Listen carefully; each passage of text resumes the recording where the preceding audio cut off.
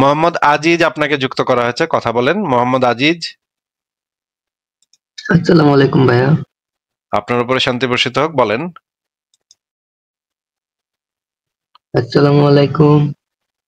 আপনার উপরে শান্তি বর্ষিত হোক, বলেন। ও আচ্ছা আচ্ছা, বুঝতে পারিনি ভাই, আপনি যে ওয়ালাইকুম আসসালাম বলেন এটা বলেন না, এই জন্য বুঝতে পারিনি। আপনি আরবিতে বলছেন, আমি বাংলায় বলছি ভাই, অসুবিধা আছে কোনো? আমার তো বাংলা তো আমার মাতৃভাষা, তাই না? তা আমি তো বাংলাতেই বলবো।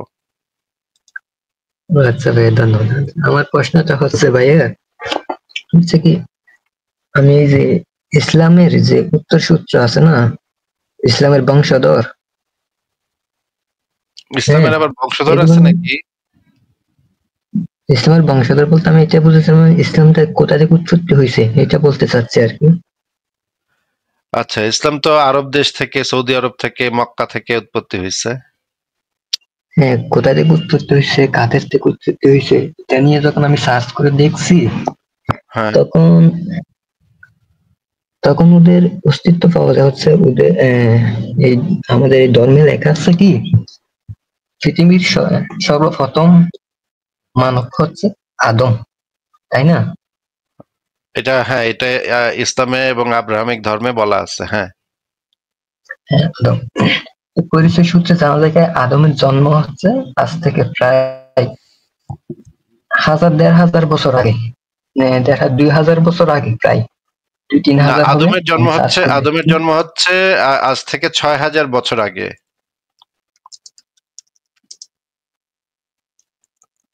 6000 বছর আগে। ইসলামের ইতিহাসে যে জিনিসটা বলা আছে ভাই, ইসলামের ইতিহাসে যে জিনিসটা বলা আছে সেটা হচ্ছে আদমের জন্ম হচ্ছে আজ থেকে 6000 বছর আগে। 6000 বছর আগে আদমকে আল্লাহ পাক তৈরি করে পৃথিবীতে পাঠিয়েছে। মহাবিশ্বের উৎপত্তি, ইনফ্যাক্ট মহাবিশ্বের উৎপত্তি ইসলাম অনুসারে 6500 বছর আগে। এটা আব্রাহামিক ধর্মের একটা কমন বিলিভ, মানে হচ্ছে গিয়ে আব্রাহামিক ধর্মের একটা মানে সবারই একই বিশ্বাস। এটা ইসেও বলা আছে, এটা ইসলামে বলা আছে, আবার এটা ইসেও বলা আছে, অন্য ধর্মগুলোতে বলা আছে। আপনি কি সেটা দেখতে চাচ্ছেন যে এটা কোথায় বলা আছে, এটা কিরকম, এটা জানতে চাচ্ছেন? হ্যাঁ হ্যাঁ, এটা নাকি কোন সত্যতা প্রমাণ করতে পারছে যে 6000 বছর আগে আদম জন্ম হয়েছে কি? হ্যাঁ, এটা তো মানে আচ্ছা, আমি আপনাকে দেখাচ্ছি, তাহলে আপনাকে বের করে দেখাচ্ছি যে আদমের জন্ম কত সালে, আদমের জন্ম কত বছর আগে, এই বিষয়ে ইসলাম কি বলে সেই জিনিসটা আমি বের করে দেখাচ্ছি। আমাকে একটু সময় দিতে হবে, কারণ আচ্ছা ভাই, বাদ দেন, আমি বলি। না, বাদ ভাই আমি বাদ দেই না, কোনো কিছু বাদ দেই না। আপনি কোনো কিছু বাদ দিলে তো বাদ হয়ে গেল, জিনিসটা বাদ হয়ে গেলে কেমনে হবে ভাই? আমি আপনাদের না এই জিনিসটা আমার অনেক ভালো লাগে যে কোনো কিছুকে আপনার রেফারেন্স না দিয়ে কথা বলেন। হ্যাঁ, রেফারেন্স না দিয়ে কথা বলা তো উচিত না, তাই না? একটা দলিল প্রমাণ সহ আমরা যদি একটা দাবি করি, সেই জিনিসটা তো প্রমাণ দেওয়া উচিত। ঠিক আছে, প্রথমে আমরা দেখি যে এই বিষয়ে কি বলা আছে, দাঁড়ান একটু।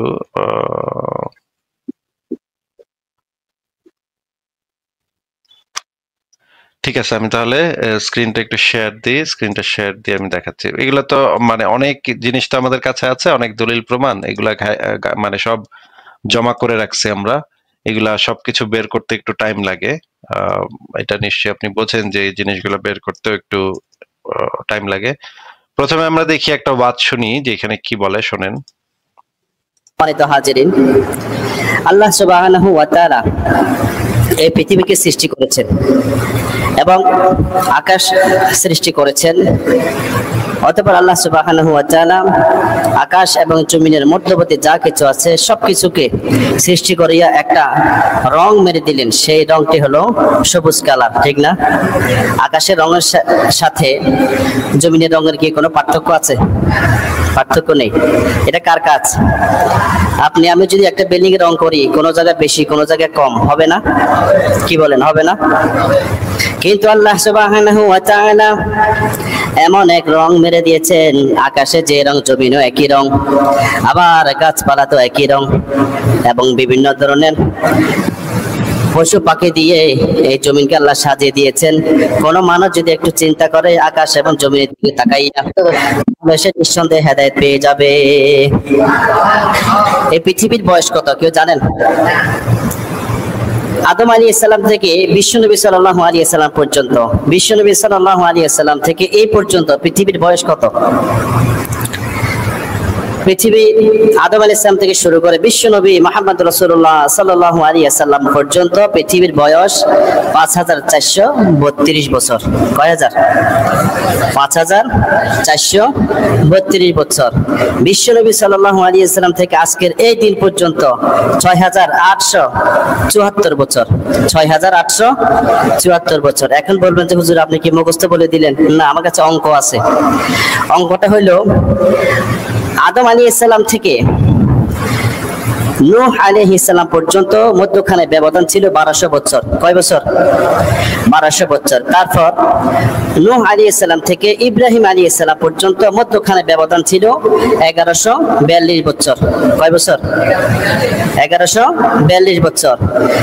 এরপর ইব্রাহিম আলাইহিস সালাম থেকে মূসা আলাইহিস সালাম পর্যন্ত মধ্যখানের সময়ের ব্যবধান ছিল 500 বছর। এরপর মূসা আলাইহিস সালাম থেকে দাউদ আলাইহিস সালাম পর্যন্ত মধ্যখানে ব্যবধান ছিল 569 বছর।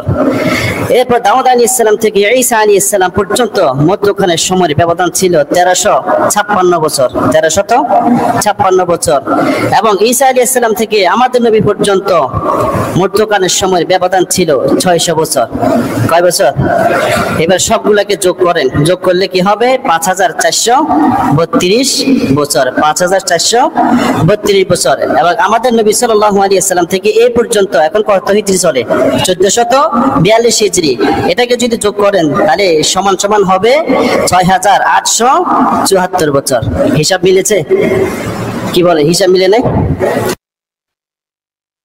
আচ্ছা, মোহাম্মদ আজিজ ভাই, আপনি কি ভিডিওটা শুনছেন ঠিক মতো? হ্যাঁ, শুনছি।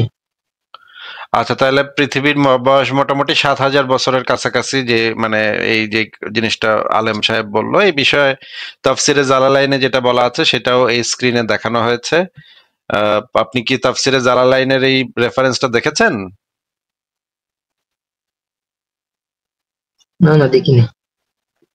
আচ্ছা, দেখেন নাই কেন ভাই? আমি তো এটা তো স্ক্রিনেই তো দেখাইলো। হাজিরিন, এবং দেখাচ্ছি, আপনারা দাঁড়ান। আচ্ছা ভাই, বাদ দেন, আমি আসলে আইপিএল দেখছি তো।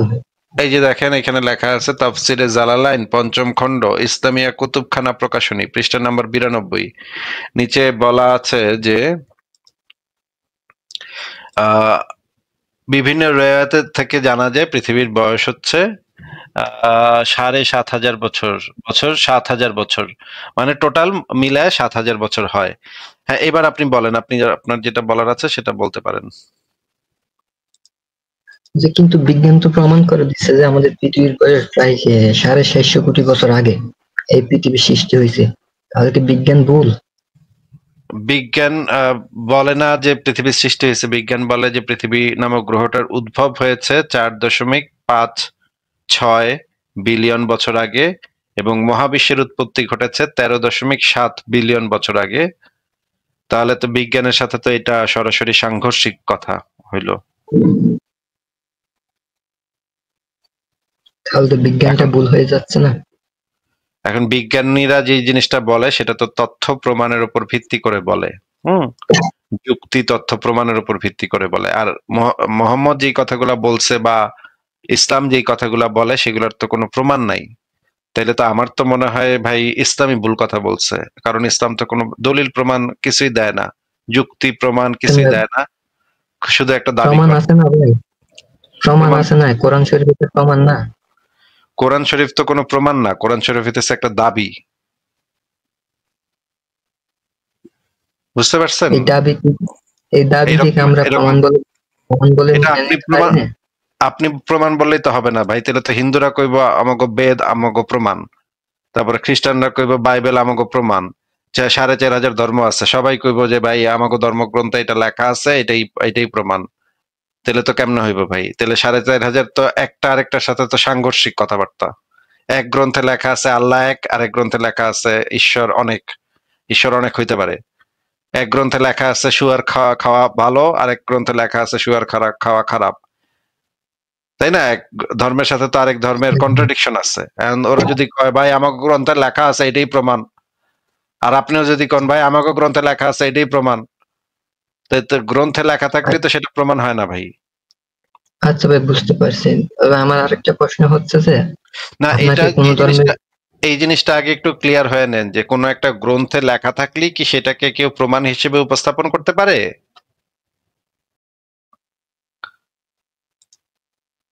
এটা একটু ক্লিয়ার করেন যে কোনো একটা গ্রন্থে মনে করেন একটা কিছু লেখা আছে, সেই লেখা থাকাটা কি এটা প্রমাণ করে যে ওই গ্রন্থটা সত্য? আসলে এটা তো আমরা জন্ম থেকে বিশ্বাস করে আসছি, আমাদেরকে যেভাবে শেখানো হয়েছে এভাবে বিশ্বাস করে আসছি। তো এটারে তো বলে ভাই অন্ধবিশ্বাস। এটার তো কোনো যুক্তি প্রমাণ না থাকলে তো সেটা অন্ধবিশ্বাস হয়, তাই না? কোনো একটা কিছুর যদি যুক্তি প্রমাণ না থাকে তাহলে তো সেটাকে অন্ধবিশ্বাস বলে। অন্ধবিশ্বাস তো কোনো প্রমাণ হইতে পারে না। একজন তো মা কালীরা অন্ধবিশ্বাস করতে পারে, আর মা কালীরা অন্ধবিশ্বাস করলে মা কালী কি সত্য হবে? এটা নিয়ে তো ভাই আমি বলতে পারবো না, ধর্মের কথা আমি কিভাবে জানবো? বলতে পারবেন না কেন? আপনার কাছে আপনার ইসলাম অনুসারে যদি আপনি যদি ইসলামে বিশ্বাস করেন তাহলে তো অবশ্যই মা কালী মিথ্যা, তাই না? এটা আপনি বলতে পারবেন না, এটা বলতেছেন কেন? এটা তো অবশ্যই বলতে পারবেন। ইসলাম অনুসারে মা কালী হইতেছে মিথ্যা কথা, নাকি? হুম হুম। তা আবার মানে হিন্দু ধর্মের অনুসারে ইসলাম হইতেছে মিথ্যা কথা, নাকি? নবী হইতেছে ভণ্ড নবী, নাকি? হুম। তাহলে ওরা যদি কয় যে ভাই আমাকে অন্ধবিশ্বাস হইলো ইসলাম মিথ্যা, আপনি যদি কন ভাই আমাকে অন্ধবিশ্বাস হইলো হিন্দু ধর্ম মিথ্যা, তাহলে তো ভাই দুইটাই তো, দুইজনই তো মানুষ দাবি করতেছে, কেউ তো প্রমাণ দিতে পারতেছে না, তার মানে তো দুইটাই অন্ধবিশ্বাস, তাই না? হুম। তো আচ্ছা ঠিক আছে, তবে পরের আমার প্রশ্ন আরেকটা বলেন। হ্যাঁ, পরের প্রশ্ন আরেকটা বলেন। প্রশ্ন হচ্ছে, আপনি আমি আপনাদের লাইভ দেখি, আপনি আসাদ ভাই আরো অন্য অনেক আছে, এই মুফতি ইমরান আছে, মাসুদ আছে, আপনাকে কোন ধর্মের পক্ষে অবস্থান করতেছেন? ভাই আমরা তো এইটা নিয়ে প্রচুর লাইভ করি, প্রচুর আলোচনা করি, তো আমরা তো কোনো, আমি তো কোনো ধর্মের পক্ষে না। এবং ধর্ম জিনিসটাকেই তো আমরা বলি, ধর্ম জিনিসটাই হচ্ছে একটা অন্ধবিশ্বাস। মানুষের ধর্ম হওয়া উচিত মানবতা, মানুষের ধর্ম হওয়া উচিত মানে ধর্ম বলতে আমি বোঝাচ্ছি বৈশিষ্ট্য হওয়া উচিত মানবতা, মানুষের বৈশিষ্ট্য হওয়া উচিত একজন আরেকজনকে ভালোবাসা, একজন আরেকজনের সাথে সহানুভূতির সাথে সবাইকে দেখা, সবার প্রতি মানবতা পোষণ করা, জাতি ধর্ম বর্ণ লিঙ্গ নির্বিশেষে সব মানুষ এবং সব প্রাণী, সব মানে গাছপালা, এগুলা সবকিছু কে ভালোবাসা, এটা তো আমরা আচ্ছা আচ্ছা। আচ্ছা ভাই, আরেকটা কথা হচ্ছে কি, আমরা একটু জন্মের সময় তো, আমরা wait, জন্ম হওয়ার সময় এই wait, মানবতা গুলো তো আমরা সাথে ওয়েট রে নিয়ে ভাই, আসিনি। ওয়েট রে ভাই, হ্যাঁ ওয়েট রে, ভাই বলুন। আস্তে আস্তে আস্তে। আচ্ছা আচ্ছা মনে ভাই। করেন কোরআনে লেখা আছে যে অমুসলিমরা হইতেছে নিকৃষ্টতম জীব, তাই না? সূরা বাইনার 6 নম্বর আয়াতে বলা আছে এটা, 98 নম্বর সূরা 6 নম্বর আয়াত, সূরা বাইনা। নিকৃষ্ট অমুসলিমরা হচ্ছে সৃষ্টির নিকৃষ্টতম জীব। সূরা তওবায় বলা আছে মুশরিকদেরকে যেখানেই পাও হত্যা করো, কাফের কাফের মুশরিকদেরকে যেখানেই পাওয়া যাবে হত্যা করতে হবে, এই কথাগুলা বলা আছে। এখন এইগুলা তো ভাই ভালো কথা না, এগুলা তো মানে আমাদের তো মিলেমিশে থাকতে হবে। হিন্দু লোকটাও তো একজন মানুষ, আমিও তো একজন মানুষ, আমাদের রক্ত তো সবারই একই রকম, তাই না? হুম। তাহলে হিন্দু যেরকম, ইহুদিও সেরকম, খ্রিস্টানও সেরকম, বৌদ্ধও সেরকম, মুসলমানও সেরকম।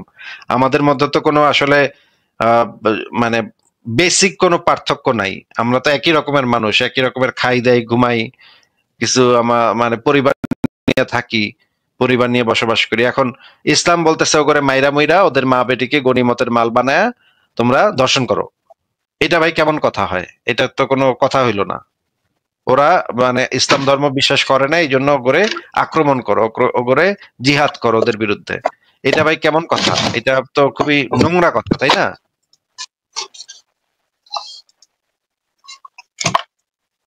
এটা আপনি ঠিক কি আছে। আপনি কি এই জিনিসগুলো সমর্থন করেন যে ওরা ইসলামে বিশ্বাস করে না দেখা ওগরে আক্রমণাত্মক জিহাদ কইরা ওদেরকে মাইরা মুইরা তারপর ওদের মা বেটিকে গনিমতের মাল বানায় নিয়ে আসো? এটা তো ভাই, এটা তো অ্যাকসেপ্টেবল না। এটা তো না না এটা ভাই, তো কোনোভাবেই। না না ভাই, এটা আমি কখনোই সমর্থন করি না, করবো না। আমি ইসলাম ধর্মে জন্ম হয়েছে বলে কি আমাকে এগুলো সমর্থন করতে হবে এমন তো কোনো কথা নেই। কিন্তু ইসলাম তো বলতেছে, ইসলামে যা আছে আপনার একদম, ইসলাম শব্দের মানেই তো হচ্ছে আত্মসমর্পণ করা। আল্লাহ এবং তার নবী যা বলছে একদম পুঙ্খানুপুঙ্খ ভাবে নাকে দড়ি বাঁধা উটের মতো আপনার আত্মসমর্পণ করতে হবে। আপনি নিজস্ব কোনো চিন্তা ভাবনা, নিজস্ব কোনো বিবেক বুদ্ধি এখানে তো ব্যবহার করতে পারবেন না। আচ্ছা ভাই, আপনি যে ভাই মানবতা বিবেকের কথা বললেন না, ভাই ইসলামে যে জিনিসটা বলা আছে সেটা হচ্ছে নিজস্ব যুক্তি। এটা তো ইসলামে ব্যবহার করার কোনো স্কোপ নাই, কোনো সুযোগ নাই। তাহলে আপনি নিজস্ব যুক্তি ব্যবহার করতেছেন কেমনে ভাই? এটা তো ইসলাম আপনাকে অ্যালাউ করে না।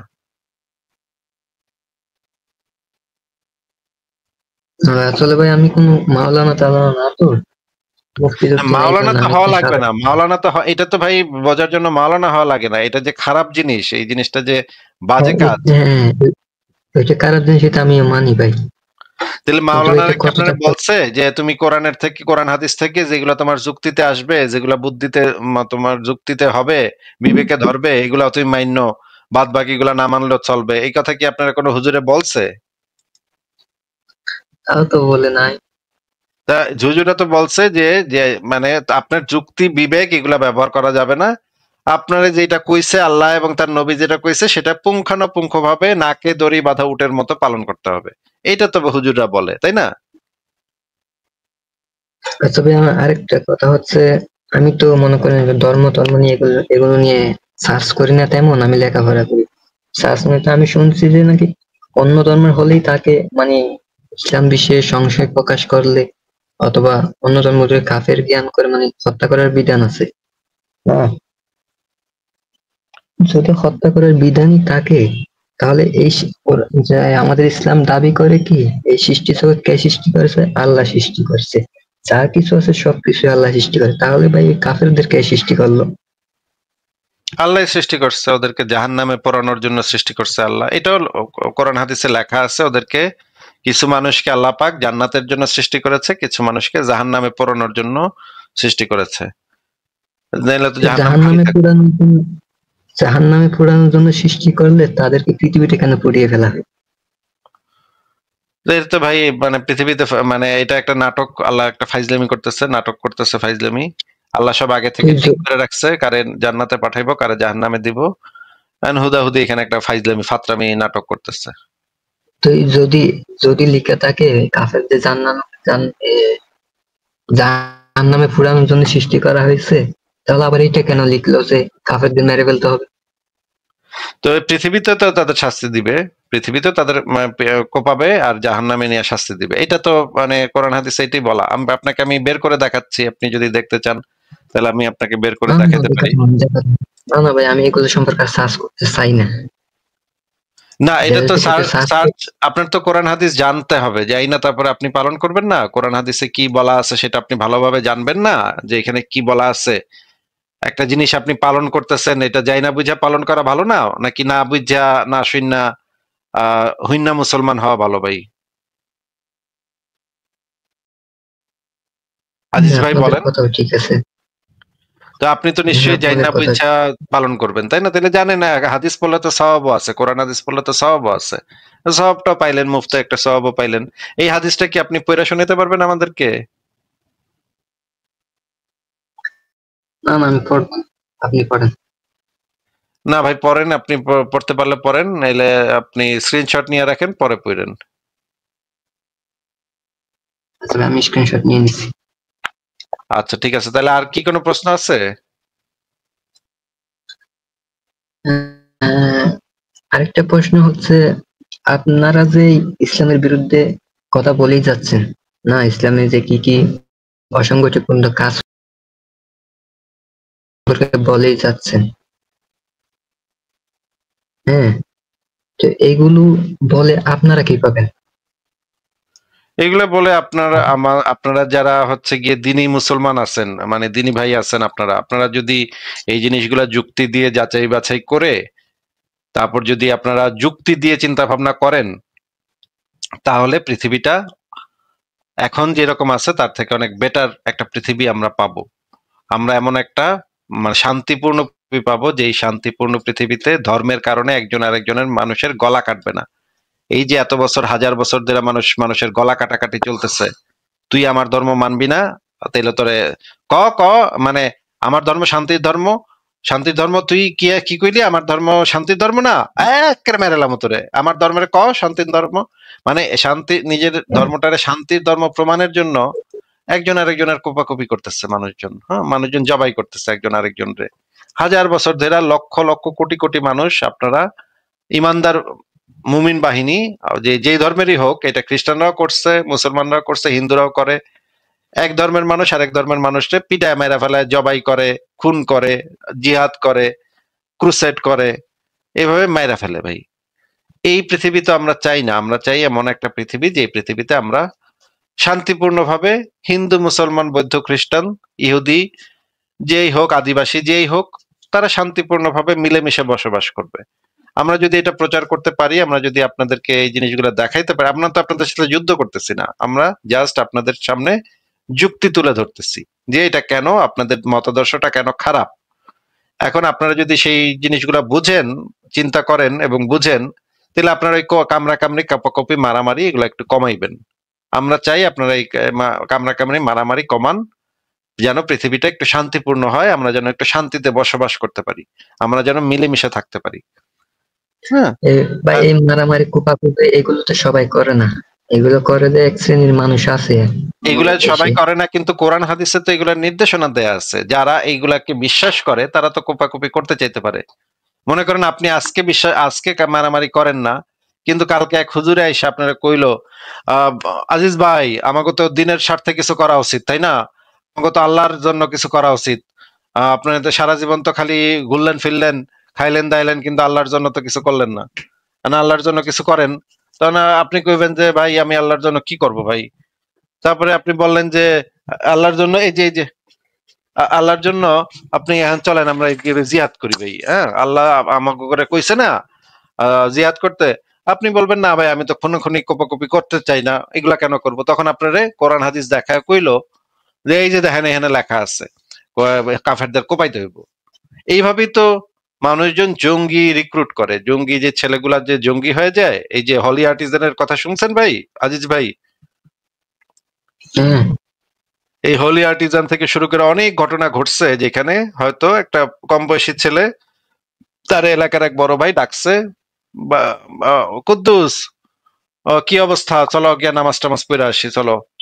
তার ওই ছেলে নামাজ পড়তো না, কিন্তু আস্তে আস্তে গিয়া নামাজ পড়া শুরু করলো, বড় ভাই চাপে পড়া আস্তে আস্তে নামাজ পড়া শুরু করলো। কয়েকদিন নামাজ টামাজ পড়ার পরে বলে যে চলো একটু দিনের কাজ করি, দিনের খেদমত করি। তারপর একটু দিনের খেদমত করলো, তারপরে বললো যে তাফসিরের আলোচনা করবো, আমরা বাসায় বৈশা তাফসির নিয়ে আলোচনা করবো, চলো আমরা একটু তাফসির নিয়ে আলোচনা করি। তাহলে ওই ছেলে তো ভাবলো যে হ্যাঁ ঠিকই তো, তাফসির নিয়ে আলোচনা হইতেছে, যাই ওয়াজও শুনি কয়টা। তারপর ওই ছেলে তাফসির নিয়ে আলোচনা করতে গেল। ওই তাফসির নিয়ে আলোচনা করতে গিয়া তাফসির খুইলা দেখাইলো যে কাফেরদের মারতে হবে।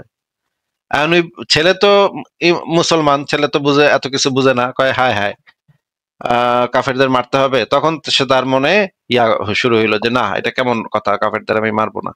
তখন আপনারা বলবে কি, এই যে ইসরায়েল গাজাতে আমাদের ভাইদেরকে হত্যা করতেছে, কাশ্মীরে আমাদের ভাইদেরকে হত্যা করতেছে, তোমার কি রক্ত গরম হয় না মুমিন মুসলমান, তোমার কি রক্ত গরম হয় না, তুমি কি চাও না, তুমি ওদেরকে কতল করতে চাও না, আমাদের কি প্রতিশোধ নেওয়া উচিত না, আমাদেরও তো ওদের কতল করা উচিত।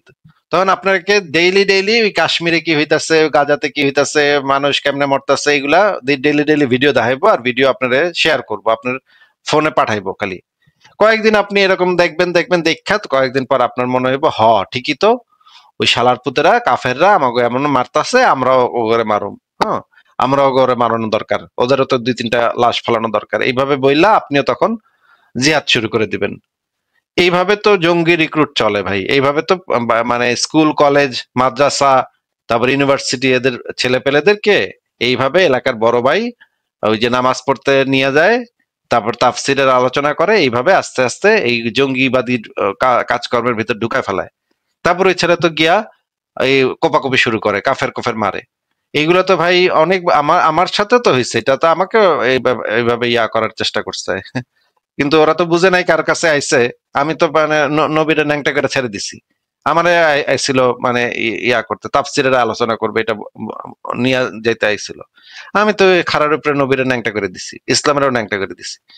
পরে আমি নাকি অনুভূতিতে আঘাত করি। আরে বেটা তুই জঙ্গি রিক্রুট করস, তোর এর অনুভূতিতে আঘাত করবো না তো করবো কি?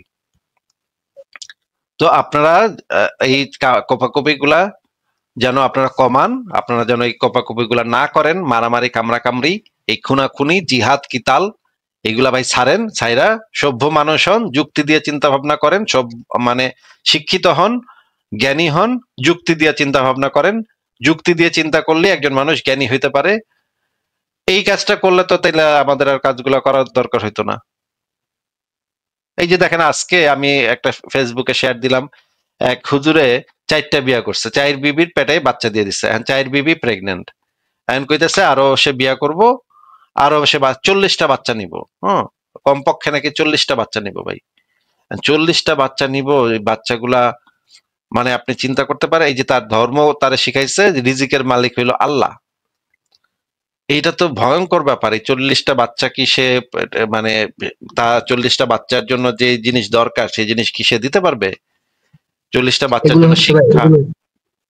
এগুলো হচ্ছে দেশের বিকারি সংখ্যা বৃদ্ধি করা। কি? আমি এগুলোকে কোনো ধর্ম মানি না, এগুলো হচ্ছে দেশের বিকারি সংখ্যা বৃদ্ধি করা।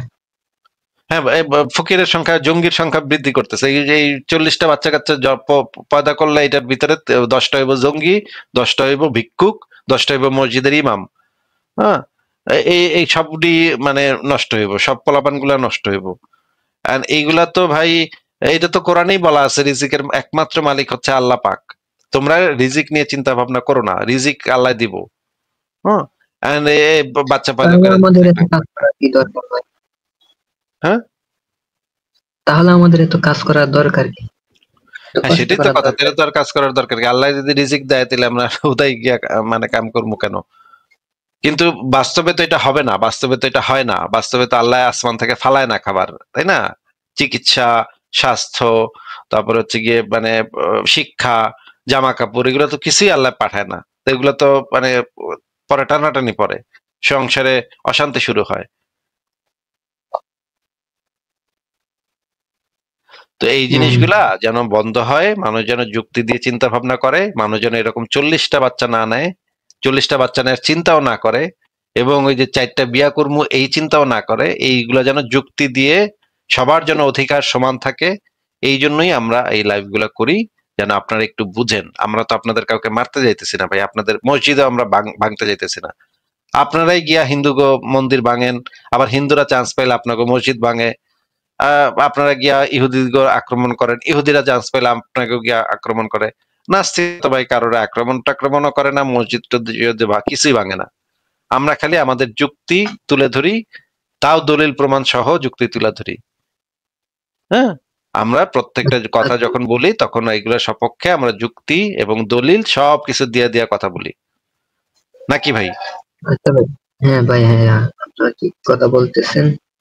আমি আরেকটা কথা ভাই চিন্তা করতেছি, কালকে যে ভূমিকম্প হলো না, কালকে ভূমিকম্প হয়েছে নাকি আমি জানি না ভাই, আমি তো জার্মানিতে থাকি, এখানে মনে হয় নাই। বলেন। কালকে এদিকে ভূমিকম্প হয়েছে। মায়ানমারে বিশেষ করে বেশি ক্ষতি হয়েছে মায়ানমারে। তো আমি ফেসবুকে স্ট্যাটাস দেখলাম, ওই যে মায়ানমারে নাকি ওদের অপকর্মের কারণে ওখানে ভূমিকম্প হয়েছে। মানে আমাদের আল্লাহ এটা দিয়েছে, ওদের শাস্তি দিছে, আচ্ছা, বুঝছেন? তাহলে ভাই আমি চিন্তা করি কি, এই শাস্তিটা আপনাদের কেন দিলেন না? আপনাদের ছাদটা কেন 10-এ দিলেন না? আপনাদের ছাদটা 10-এ দিলে তো আপনারা মরে যেতেন, তাহলে আপনাদের কেন ভাই শাস্তি দিলেন না? তাহলে তো আমার ঘরে সারাক্ষণ 24 ঘন্টা ভূমিকম্প হওয়ার কথা। আমার রুমে তো সারাক্ষণ টক টক টক টক ভাইব্রেশনে থাকার কথা।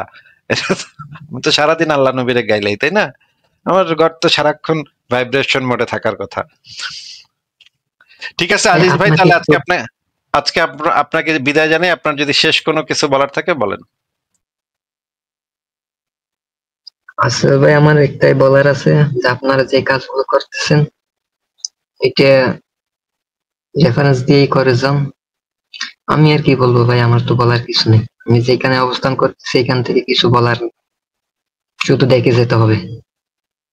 ঠিক আছে, ভালো থাকেন তাহলে আজিজ ভাই, আপনার জন্য শুভকামনা রইল। বিদায় জানাচ্ছি, পরে আবার নিশ্চয়ই কথা হবে আপনার সাথে।